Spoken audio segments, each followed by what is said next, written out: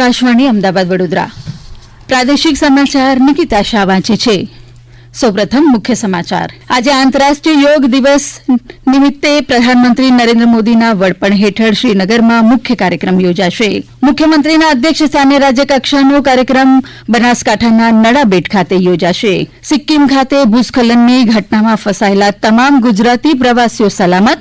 કેન્દ્રીય ગૃહમંત્રી અમિત શાહ આજે અમદાવાદ ખાતે 30 સ્માર્ટ શાળાઓનું લોકાર્પણ કરશે અને ગુજરાતના દરિયા કિનારે 500 મેગાવોટનો પવન ઉર્જા પ્રોજેક્ટ સ્થાપવા કેન્દ્ર સરકારની મંજૂરી. સમાચાર વિગતવાર. આજે દેશભરમાં 10મો આંતરરાષ્ટ્રીય યોગ દિવસ મનાવવામાં આવી રહ્યો છે. મુખ્ય કાર્યક્રમ પ્રધાનમંત્રી નરેન્દ્ર મોદીના વડપણ હેઠળ શ્રીનગરના શેરે કાશ્મીર આંતરરાષ્ટ્રીય સંમેલન કેન્દ્ર ખાતે યોજાશે. ડલ સરોવરના કિનારે આવેલા આ સ્થળે આયોજિત કાર્યક્રમમાં વિવિધ ક્ષેત્રના 7000થી વધુ લોકો ઉપસ્થિત રહેશે. આ કાર્યક્રમમાં જમ્મુ કાશ્મીરના ઉપરાજ્યપાલ મનોજ સિંહા, કેન્દ્રીય મંત્રી પ્રતાપરાવ જાધવ સહિતના અનેક મહાનુભાવો ઉપસ્થિત રહેશે. વિદેશમાં અનેક ભારતીય દૂતાવાસો ખાતે યોગ કાર્યક્રમો યોજવામાં આવ્યા છે. આજે આંતરરાષ્ટ્રીય યોગ દિવસ નિમિત્તે મુખ્યમંત્રી ભૂપેન્દ્ર પટેલના અધ્યક્ષસ્થાને રાજ્યકક્ષાનો કાર્યક્રમ સૌ પ્રથમવાર ભારત પાકિસ્તાન સરહદે આવેલા નડાબેટ ખાતે યોજાશે. ગુજરાત રાજ્ય યોગ બોર્ડ અને સરહદ સલામતી દળના સહ આયોજનમાં આ વર્ષનો મુખ્ય કાર્યક્રમ સરહદ પર યોજાશે. મુખ્યમંત્રી ભૂપેન્દ્ર પટેલ સવારે 6:30 વાગે અને પ્રધાનમંત્રી નરેન્દ્ર મોદી 6:40 સંબોધન કરશે, જેનું જીવંત પ્રસારણ કરવામાં આવશે. આ પ્રસંગે રાજ્યના યુવા, રમતગમત અને સાંસ્કૃતિક બાબતોના મંત્રી હર્ષ સંઘવી પણ ઉપસ્થિત રહેશે.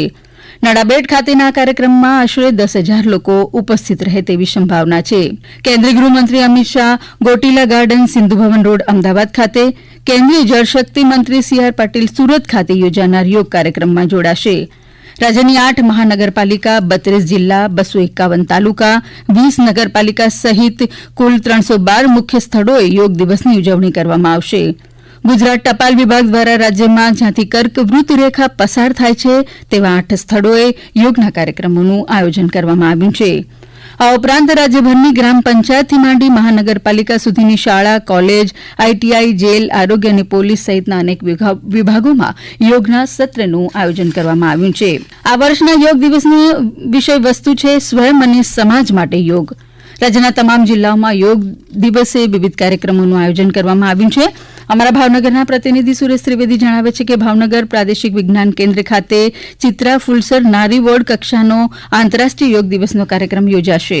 તો અમારા અમદાવાદના પ્રતિનિધિ કરણ પરમાર જણાવે છે કે ગુજરાત સાયન્સ સિટી ખાતે સવારે 7 થી 9 દરમિયાન આયોજિત કાર્યક્રમમાં યોગના નિષ્ણાતો તેમજ ગુજરાત રાજ્ય યોગ બોર્ડના સભ્યો યોગાસન અને પ્રાણાયામ શીખવશે. અમદાવાદ જિલ્લા કક્ષાની ઉજવણી સાણંદના ગોધાવી ખાતે ઝાયડસ સ્કૂલમાં કરવામાં આવશે.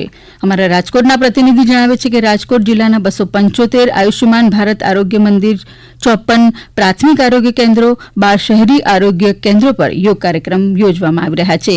અમારા ગીર સોમનાથના પ્રતિનિધિ રાજેશ ભજગોતર જણાવે છે કે પ્રાકૃતિક સૌંદર્યધામ એવા દ્રોણેશ્વર ખાતે વિદ્યાર્થીઓ દ્વારા યોગની પૂર્વ સંધ્યા યોગ કરી યોગ દિવસની ઉજવણી કરવામાં આવી હતી. કેન્દ્રીય ગૃહ અને સહકાર મંત્રી અમિત શાહ આજે અમદાવાદના પ્રવાસે આવશે. શ્રી શાહ બપોરે વસ્ત્રાપુર સરકારી વસાહત પ્રાથમિક શાળા અને નારણપુરા ગુજરાતી શાળા નંબર 1ની મુલાકાત લેશે.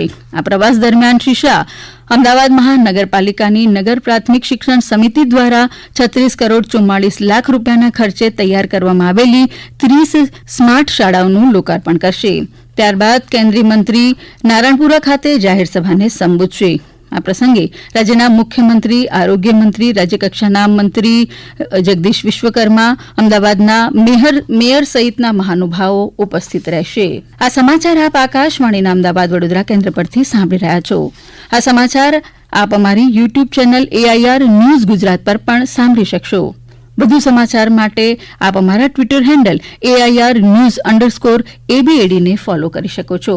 સિક્કિમના મંગન જિલ્લામાં તાજેતરમાં ભારે વરસાદના પરિણામે થયેલા ભૂસ્ખલનમાં ફસાયેલા તમામ ગુજરાતી પ્રવાસીઓને બચાવી લેવામાં આવ્યા છે. સિક્કિમના વહીવટી તંત્ર તરફથી પ્રાપ્ત થયેલી માહિતી અનુસાર ગુજરાતના આશરે 30થી વધુ પ્રવાસીઓ લાચુંગ ગામ ખાતે અલગ અલગ હોટલમાં રોકાયેલા હોવાથી ત્યાં ફસાયેલા હતા. ગુજરાતી પ્રવાસીઓની સલામતી માટે રાજ્ય સરકારે સિક્કિમ વહીવટી તંત્ર સાથે કરેલા સતત સંકલનના પરિણામે તમામ પ્રવાસીઓને બચાવીને સલામત સ્થળે ખસેડવામાં આવ્યા છે. હાલમાં લાચુંગ ગામે કોઈ ગુજરાતી પ્રવાસી ફસાયેલો નથી અને તમામ પ્રવાસીઓ સુરક્ષિત છે.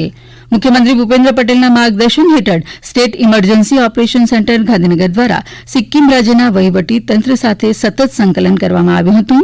કેટલાક પ્રવાસીઓ ગુજરાત પરત ફર્યા છે તેમ સ્ટેટ ઇમરજન્સી ઓપરેશન સેન્ટરની યાદીમાં જણાવાયું છે.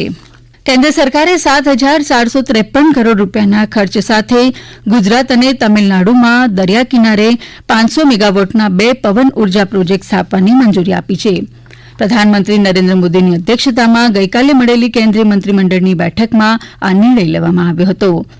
ગુજરાત અને તામિલનાડુમાં 500 મેગાવોટના 2 પવન ઉર્જા પ્રોજેક્ટ સફળતાપૂર્વક શરૂ થવાથી વાર્ષિક આશરે 4.5 અબજ યુનિટની પુનઃપ્રાપ્ત વીજળીનું ઉત્પાદન થશે, જે વાર્ષિક ધોરણે આશરે 30 લાખ ટન કાર્બન ઉત્સર્જનમાં ઘટાડો કરશે. સરકાર તરફથી મળતી વીજીએફની સહાયથી દરિયા કિનારે પવન ઉર્જા પ્રોજેક્ટની મદદથી વીજળી ઉત્પાદનનો ખર્ચ ઘટશે અને ડિસ્કોમ કંપની દ્વારા ખરીદ માટે તેમને વ્યવહારિક બનાવશે. ઓફશોર સબસ્ટેશન સહિત વીજ વિતરણનું માળખું power grid corporation of India limited દ્વારા બનાવવામાં આવશે. મુખ્યમંત્રી ભૂપેન્દ્ર પટેલની અધ્યક્ષસ્થાને ગઈકાલે થરાદ તાલુકાના વડગામડા ખાતે રાત્રિ સભા ગ્રામસભા યોજાઈ હતી, જેમાં મુખ્યમંત્રીએ ખેડૂતો, ગામ આગેવાનો, મહિલાઓ અને યુવાનો સાથે લોકસંવાદ કરી તેમના પ્રશ્નો અને સમસ્યાઓ સાંભળી તેના નિરાકરણ માટેની પ્રતિબદ્ધતા વ્યક્ત કરી હતી. મુખ્યમંત્રીએ ગ્રામ લોકોને નમો લક્ષ્મી યોજના અને નમો સરસ્વતી યોજના વિશે માહિતી આપી આ બંને યોજનાનો લાભ લેવા અનુરોધ કર્યો હતો. તેમણે પર્યાવરણની સુરક્ષા અને વીજળીની બચત માટે આખા ગામને સોલાર સજ્જ બનાવવા અપીલ કરી હતી તથા ગ્રામજનોને નવીન ટ્યુબવેલની ભેટ આપી હતી. કૃષિમંત્રી શ્રી રાઘવજી પટેલ આજે રાજકોટ ખાતે યોજાનાર કઠોળની સ્થિતિ પરની વર્ચ્યુઅલ સમીક્ષા બેઠકમાં ભાગ લેશે. તેઓ આજે સવારે 11:30 વાગે રાજકોટ કલેક્ટર કચેરી ખાતેથી આ બેઠકમાં જોડાશે.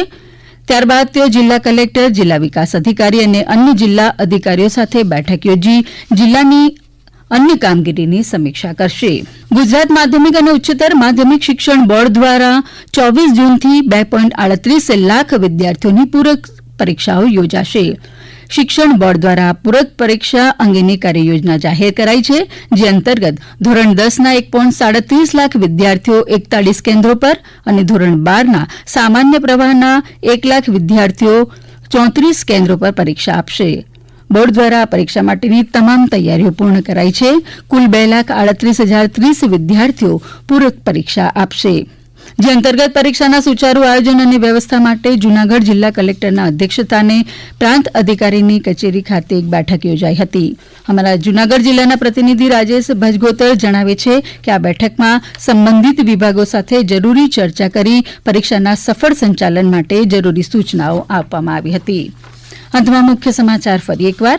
આજે આંતરરાષ્ટ્રીય યોગ દિવસ નિમિત્તે પ્રધાનમંત્રી નરેન્દ્ર મોદીના વડપણ હેઠળ શ્રીનગરમાં મુખ્ય કાર્યક્રમ યોજાશે. મુખ્યમંત્રીના અધ્યક્ષસ્થાને રાજ્યકક્ષાનો કાર્યક્રમ બનાસકાંઠાના નડાબેટ ખાતે યોજાશે અને સિક્કિમ ખાતે ભૂસ્ખલનની ઘટનામાં ફસાયેલા તમામ ગુજરાતી પ્રવાસીઓ સલામત છે. આ સાથે આકાશવાણીના અમદાવાદ વડોદરા કેન્દ્ર પરથી પ્રાદેશિક સમાચાર પૂરા થયા.